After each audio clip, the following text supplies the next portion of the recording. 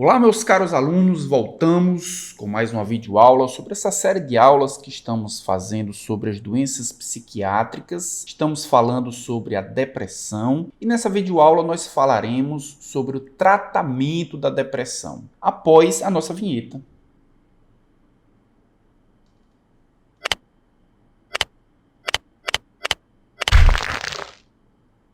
Então aqui nós podemos ver a timeline da descoberta, do uso dos antidepressivos. Os primeiros antidepressivos eles foram usados clinicamente por volta de 1950 e eles tinham uma característica, eles eram tuberculostáticos. Então, a ordem praticamente se inverteu. Foi observado efeitos antidepressivos em pacientes com tuberculose e a partir dessa observação os fármacos tuberculostáticos foram usados como antidepressivos. Então nós temos aí a feneuzina, a isocarboxazida e a tranilcipromina. Após a descoberta dos antidepressivos em 1950, os estudos com antidepressivos realmente se intensificaram e foram descobertos novas moléculas com ação antidepressiva. Então vieram os fármacos em 1960, a imipramina, a clomopramina, a nortriptilina, amitriptilina e a desipramina. E posteriormente, em 1970, a maproptilina, a moxapina, mianserina, trazodona e a mineptina. Todos esses antidepressivos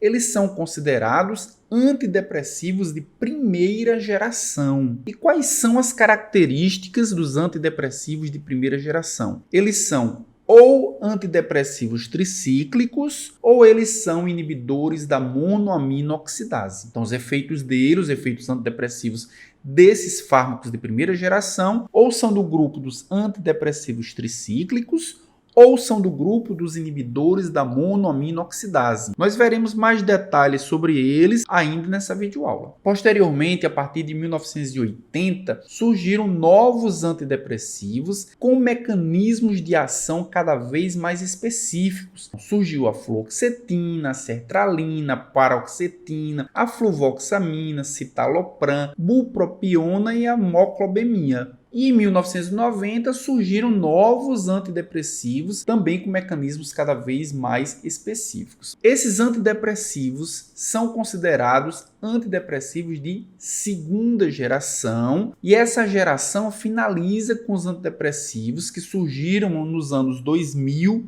que são o citalopram, duloxetina e a desvenlafaxina. Qual é a principal característica dos antidepressivos de segunda geração? Eles são antidepressivos que inibem a bomba de recaptação de neurotransmissores específicos. Então, eles inibem a recaptação de serotonina, eles inibem a recaptação de dopamina, eles inibem a recaptação de noradrenalina ou eles inibem a recaptação de 2 ou mais neurotransmissores ao mesmo tempo. Essa especificidade pela recaptação de um neurotransmissor específico deu a esses antidepressivos uma capacidade muito maior de tratar a depressão sem causar tantas reações adversas, dando à terapêutica uma tolerabilidade muito maior. Depois surgiram os antidepressivos de terceira geração, isso por volta de 2010. Nós temos agomelatina, reboxetina, nefazodona e vortioxetina. O que é que eles têm em comum? Todos eles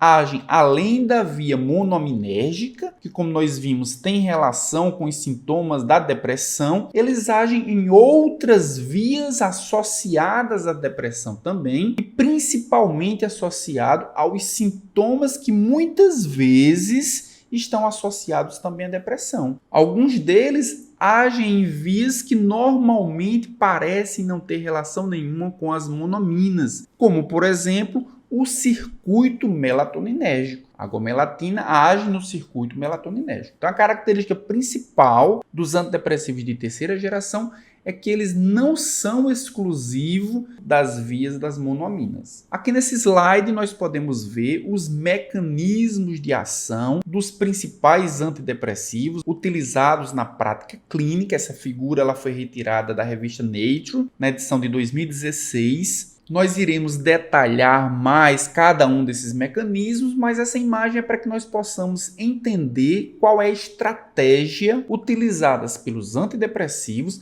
para melhorar a sintomatologia do paciente. Então, os antidepressivos eles podem inibir a recaptação de neurotransmissores, como, por exemplo, os inibidores da recaptação de serotonina. Nós temos aí a fluoxetina, nós temos a sertralina, a paroxetina, todos eles inibem a recaptação de serotonina. E como nós veremos mais adiante, inibir a recaptação desse neurotransmissor irá aumentar a concentração desse neurotransmissor na fenda sináptica. Se o problema principal do paciente com depressão é uma baixa do neurotransmissor, ao inibir a recaptação, o antidepressivo irá favorecer uma concentração maior do neurotransmissor na fenda sináptica e, consequentemente, irá favorecer uma ação maior no neurônio pós-sináptico. Além da recaptação de serotonina, nós temos também a inibição da recaptação de dopamina. E aí nós temos o principal representante, a bupropiona. Então, nós vimos que a dopamina é um neurotransmissor que também pode estar em níveis reduzidos em pacientes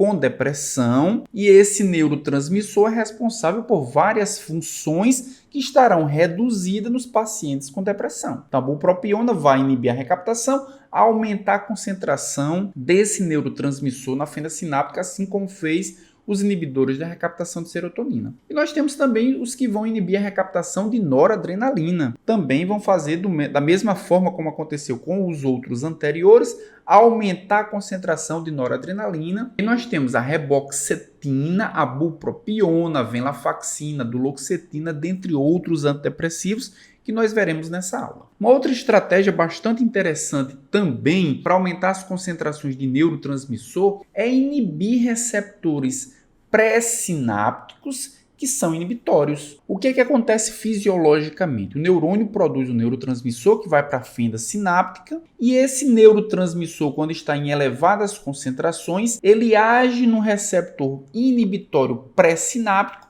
diminuindo a liberação de mais neurotransmissor. Então, isso significa dizer que se algum neurotransmissor estiver ligado nesse receptor inibitório, irá diminuir ainda mais a secreção do neurotransmissor. Por isso, bloquear esse tipo de receptor poderá aumentar as chances do neurônio pré-sináptico continuar a produzir e liberar neurotransmissor na fenda sináptica. É o que acontece, por exemplo, com a vortioxetina e a vilazodona, que bloqueiam receptores serotoninérgicos pré-sinápticos 5-HT1A, 5-HT1B e 5-HT1D, que são receptores inibitórios e eles inibem a liberação de serotonina. Outros antidepressivos inibem receptores alfa-2, que também são receptores inibitórios, diminuindo a liberação de noradrenalina. Então, os antidepressivos irão bloquear esse receptor pré-sináptico.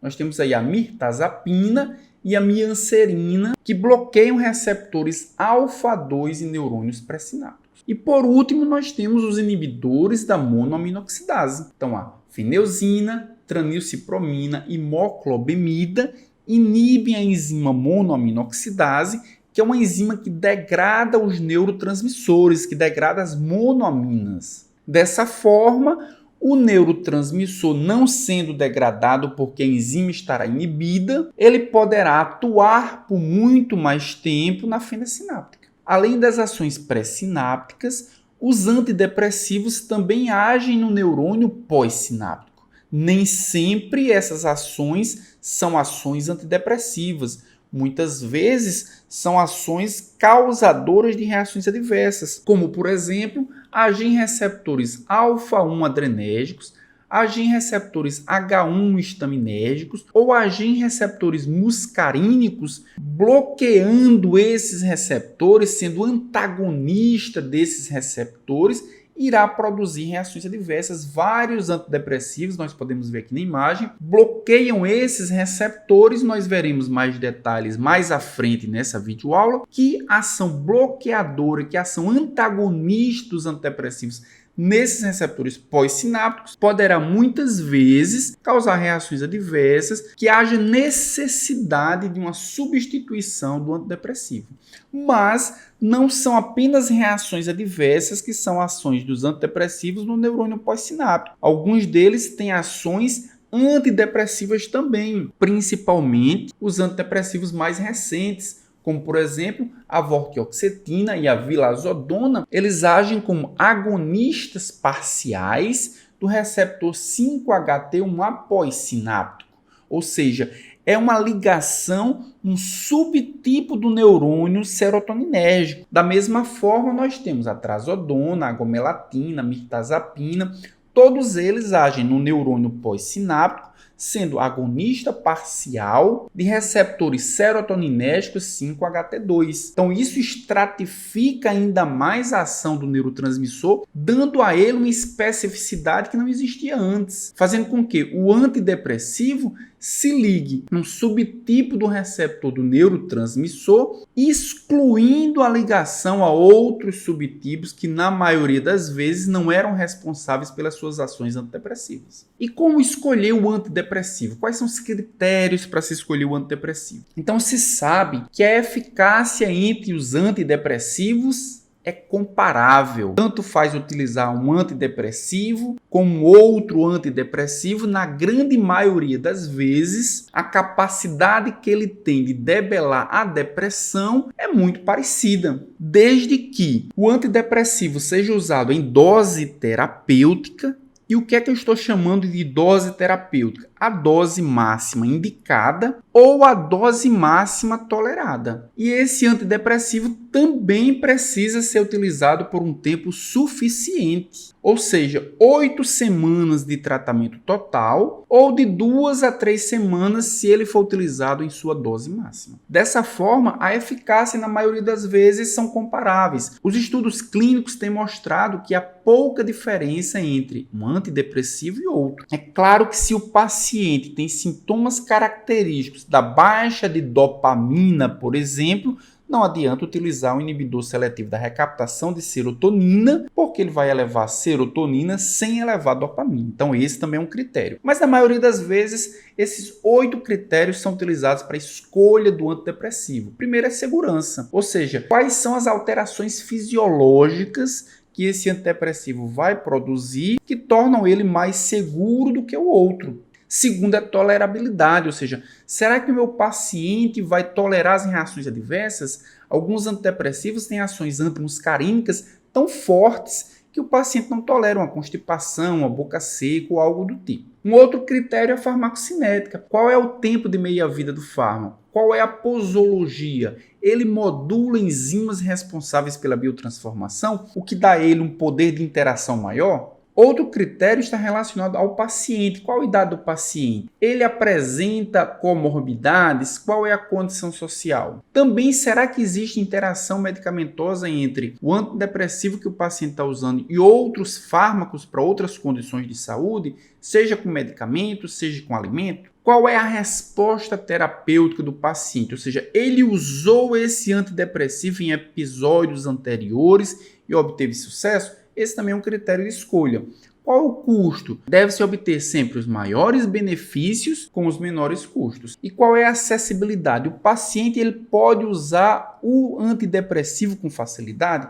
Ele encontra esse antidepressivo com facilidade? Então você está gostando dessa videoaula? Você acha que as informações que eu trouxe para você elas são relevantes? Então não se esqueça de assinar o canal, também de compartilhar com as pessoas que você também acha que esse conteúdo vai ser relevante e também clique no gostei para que esse vídeo seja espalhado para muito mais pessoas. Então vamos considerar, existem diversos algoritmos, vamos considerar a depressão sem complicação. Então na depressão sem complicação se utiliza inicialmente o inibidor seletivo da recaptação de serotonina ou um antidepressivo tricíclico. Muito mais frequentemente é utilizado o inibidor seletivo da recaptação de serotonina. Então vamos imaginar que o paciente utilizou o ISRS e ele respondeu bem ao tratamento, ou seja, houve redução dos sintomas depressivos. Esse tratamento ele vai ser mantido aí 4 a 6 meses aproximadamente, e se esse for o primeiro episódio, após os 6 meses é considerado o fim do tratamento. Se esse não for o primeiro episódio do paciente, esse tratamento ele vai se manter aí por pelo menos 12 a 36 meses. Agora imaginemos que o paciente ele não responde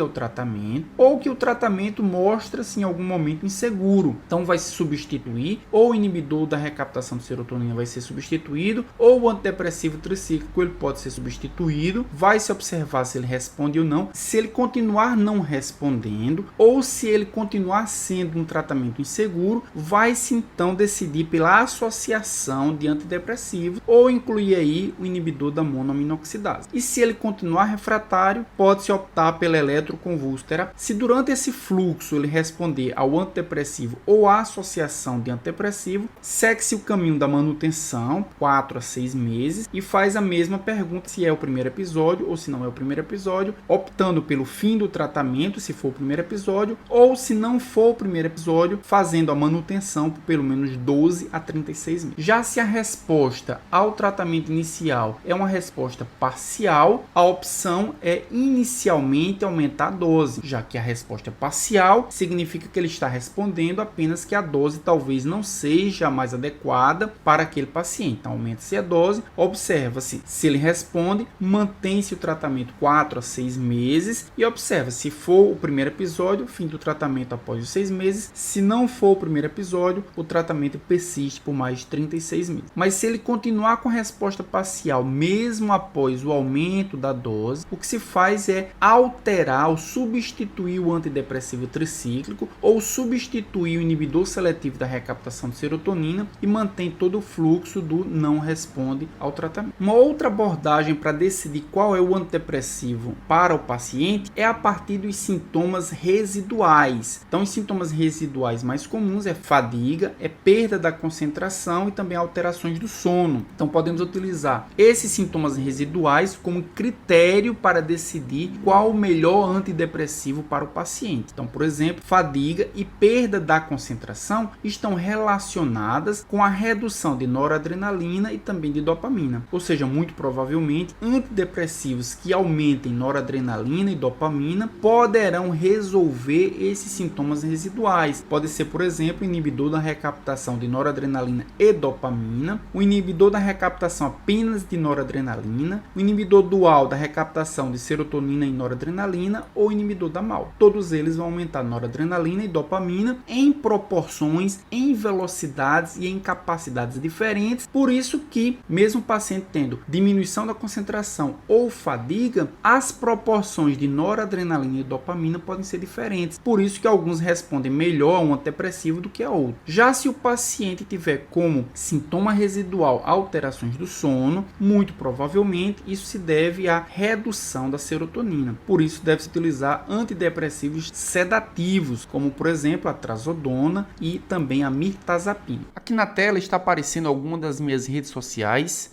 Se vocês quiserem me seguir, lá podemos trocar uma ideia e continuar a discussão que iniciamos aqui nessa videoaula.